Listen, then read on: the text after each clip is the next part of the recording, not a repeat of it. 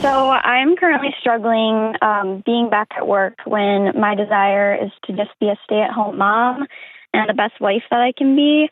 So I'm just kind of wondering how to navigate this next season of life. Why'd you go back to work? I went back about 2 months ago. How come? I'm basically the one who has the health insurance, dental, all those benefits.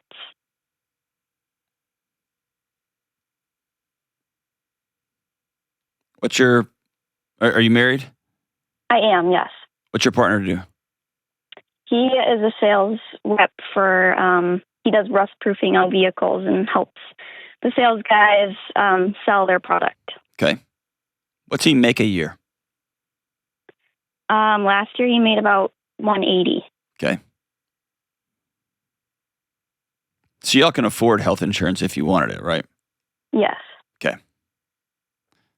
So answer me the question, why are you back at work?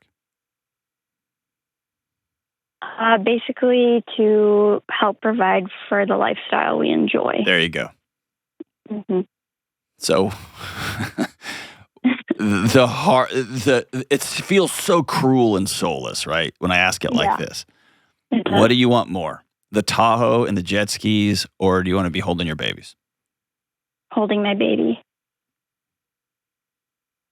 Is he not on board with this plan?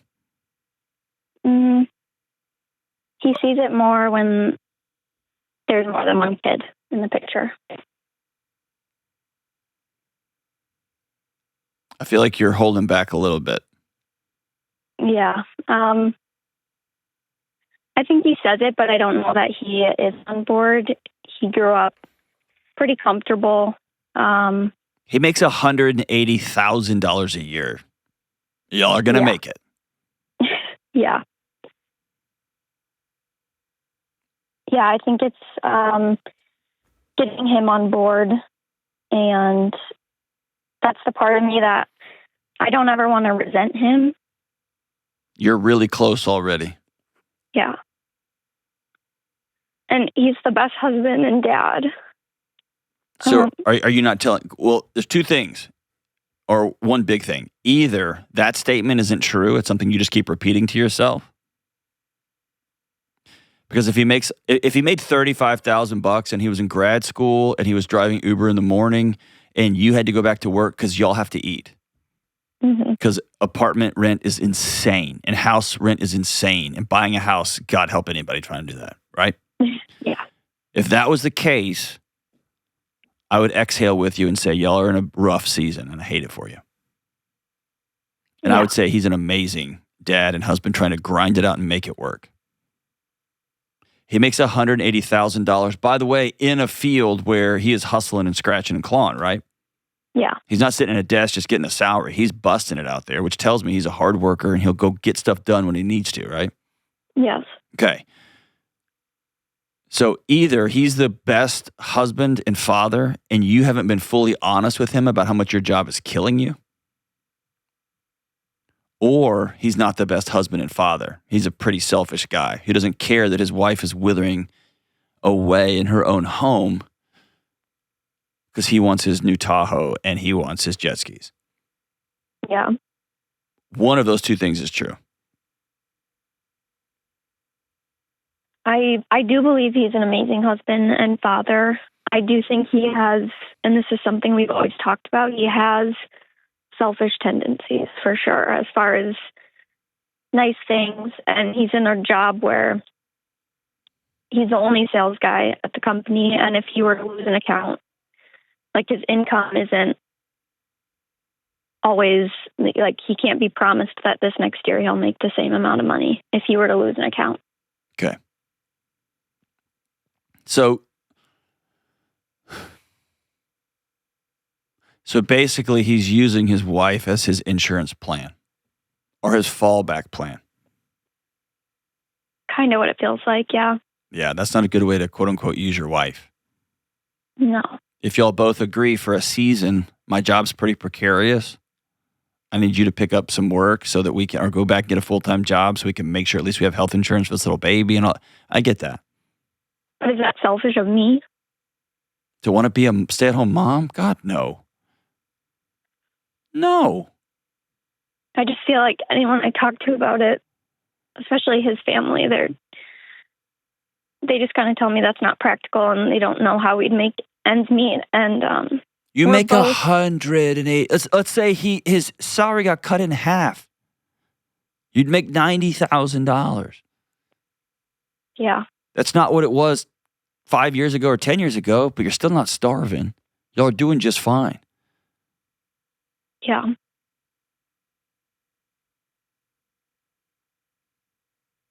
Even working part-time. Yeah, and I've been trying everything on my end to go to part-time or it's just not really working out. My company isn't allowing that right now. Okay. And so maybe that's not the company for you.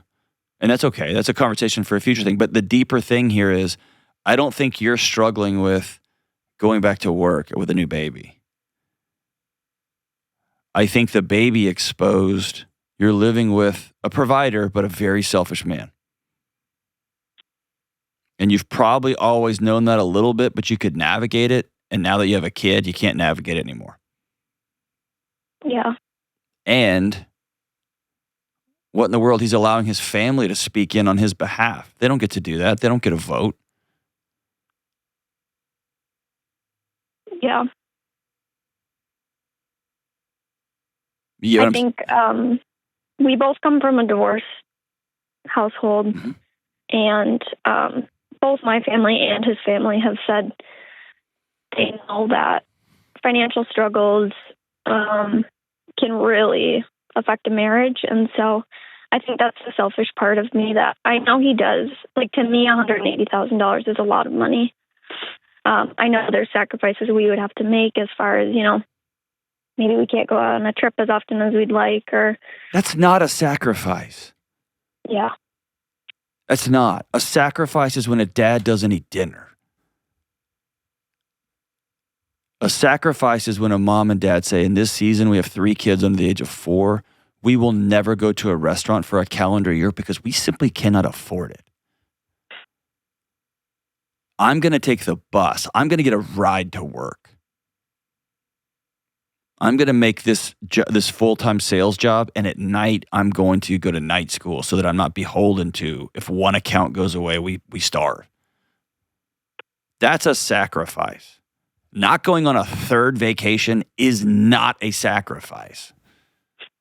Yeah. Not being able to travel to family holidays, that's not a sacrifice. It's just not. Not in the grand scheme of all humanity until like 30 years ago. And I'm not mad at you at all. This is the cultural air that we're all breathing. Mm-hmm. Because the illusion is those things, that stuff, those pictures on Instagram or in our phones are somehow going to give us the peace that, here's why financial stress destroys marriages. Number 1, there is the basics.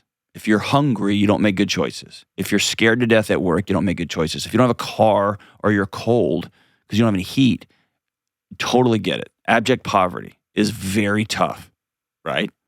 Mm-hmm. But the reason financial stress hurts most marriages is because people aren't united in moving forward towards a goal. Right. And so it's the unity is the problem, not the up to a certain point, not the income level. Yeah. Everything above that is about ego and pride and what I want to show the world, or what I think I quote unquote deserve. Yeah. The peace you're chasing is found in both people with both feet in the boat.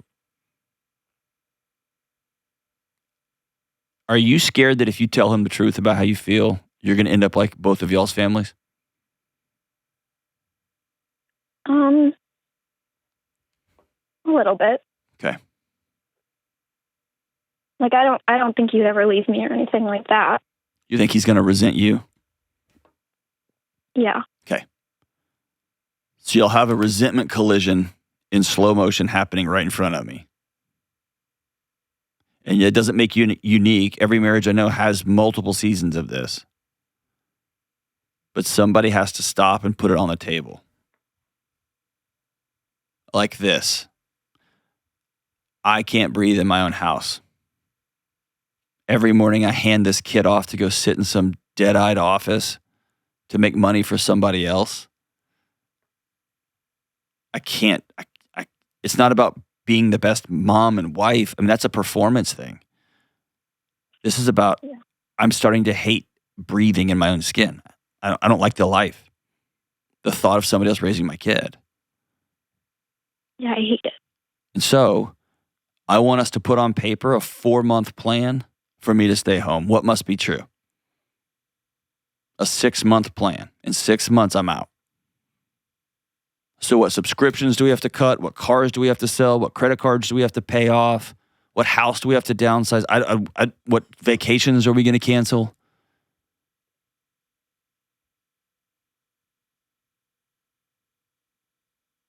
What must be true?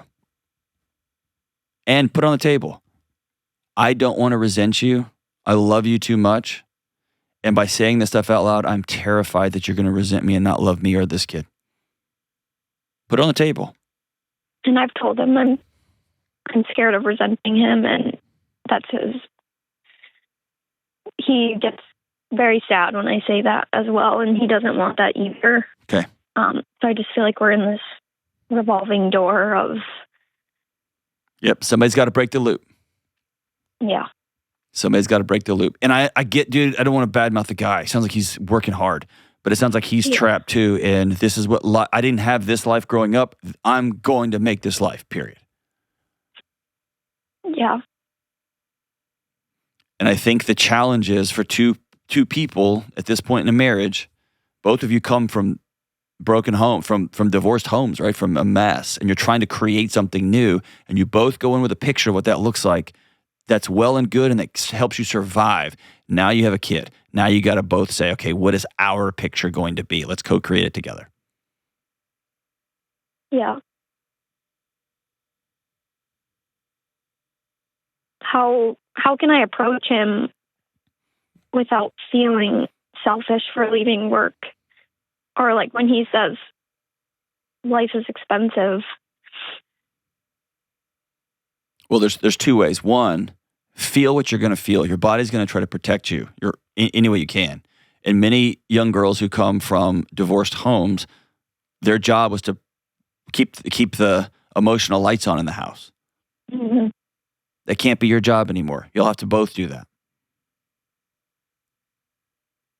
So your job isn't to make sure all the windows are open and the sun's in the house. That's both of y'all's job, which means some days he opens the blinds and some days you open the blinds. So your body's going to feel what it's going to feel. It's going to try to keep you safe the way it's been trying to keep you safe your whole life. You can't make decisions based on that. And then the second part is we have to approach those throwaway statements. Well, life is expensive. Cool, let's map it out. Let's see. Yeah, we did do that.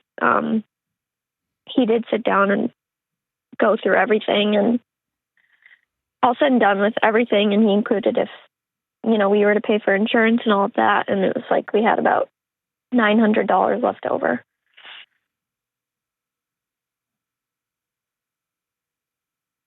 And for a season when you have young kids, that's not enough?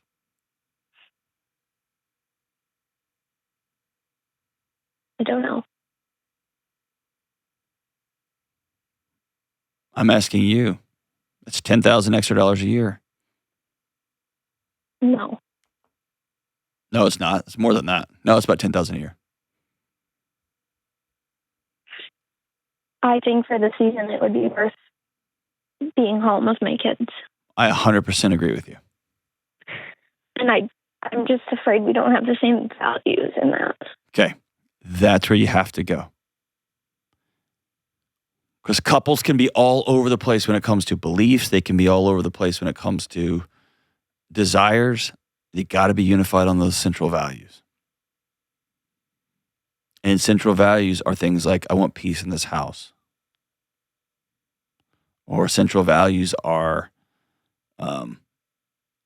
If one of you hates your job and needs to get out of it for whatever reason, we're going to both work together to see if that's a reality. It might be a 2-year reality. It might be a 5-year reality because we borrowed so much money we can't do it. We literally can't do it right now. It might be a 6-month reality.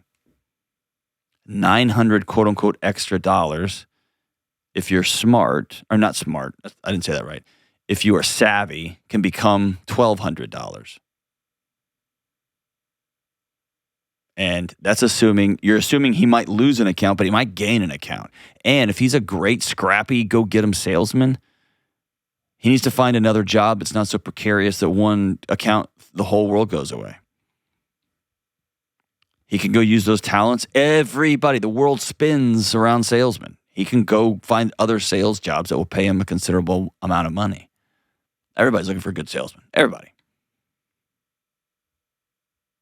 And so I think it's about saying, okay, 6 months, what must be true? And by the way, I don't want him to do that. I want y'all to do that. Y'all to do it. Kelly, what's that insurance company that Rachel uses? Christian Healthcare Ministries. Yeah, check out Christian Healthcare Ministries. I don't know if they don't have a faith requirement, I don't think, but that's the name of the company. Go check them out. That might be a great alternative also. A friend of mine endorses them, and I've heard great things about their product. I just don't want you to Google one thing and be like, all right, that's it, and then move on. And I also know there's sales jobs because I work at a place where there are salesmen who get benefits. And so it might be, okay, I'm going to look around and I'm going to go get a job doing sales where I make $150. But I'm also going to get health insurance and benefits so we can all exhale a little bit. What I'm saying is there's a path. You're not crazy. I shout from the rooftops and salute anybody who wants to be a stay-at-home mom. Love it, love it, love it. And